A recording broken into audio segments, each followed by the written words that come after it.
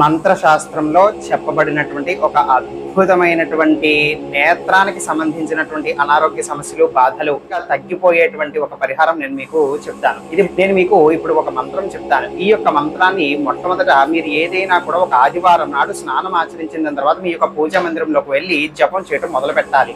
అలా వరుసగా చెయ్యండి. రోజుకి ఎంతసేపు చేయగలిగితే అంతసేపు. మొత్తానికి ఆ యొక్క మంత్రము 10,000 సార్లు పూర్తి అయిపోయేంత వరకు కూడా మంత్ర జపం చేయాలి. ఈ విధంగా 10,000 సార్లు ఎవరైతే పూర్తి చేస్తారో వాళ్ళు ఏ రోజైనా సరే ఉదయం పూట స్నానం ఆచరించిన తర్వాత ఆ యొక్క సూర్య భగవానుడికి నమస్కారం చేసుకుని 2 చేతులతోని కూడా నీళ్లు తీసుకుని మీ యొక్క కళ్ళని కడుక్కోండి.